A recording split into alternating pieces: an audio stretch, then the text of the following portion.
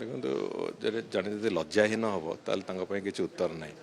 ମୋ କହିବା କଥା ହେଲା ଯେ 24 ବର୍ଷର ସରକାର ରତ୍ନଭଣ୍ଡାର ଆଜି ପର୍ଯ୍ୟନ୍ତ ଖୋଲି ପାରିଲେନି। ରତ୍ନଭଣ୍ଡାର ଇନଭେଣ୍ଟରାଇଜେସନ୍ କେବଳ କରିବାର ଥିଲା, ତାକୁ କରିପାରିଲେନି।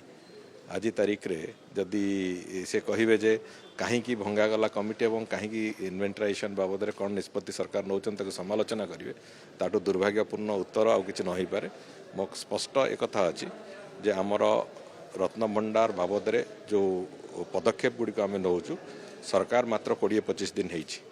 ସେହି ଭିତରେ ଆମେ ରତ୍ନଭଣ୍ଡାରର କମିଟି ଏଇଥିପାଇଁ ତିଆରି କଲୁ ଏବଂ ରତ୍ନଭଣ୍ଡାର କେବେ ଖୋଲା ହେବ ସେ ବାବଦରେ ବି ଆସନ୍ତାକାଲି କମିଟି ନିଷ୍ପତ୍ତି ନେବ ଏବଂ ରତ୍ନଭଣ୍ଡାର ଯଥା ସମୟରେ ଖୋଲାଯିବ, ତା'ର ଇନଭେଣ୍ଟରି ମ୍ୟାଚିଂ ହେବ ଏବଂ ପ୍ରତିଟି ଆର୍ଟିକଲର डिजिटल फोटोग्राफी डिजिटालाइजेशन करिकी आमे ताकू संपूर्ण रूपे प्रिजर्व करिकी रखेबू जेमिति आगामी 50 वर्ष पर्यंत जेबे भी चाहिबो that will become a reference document for temple administration.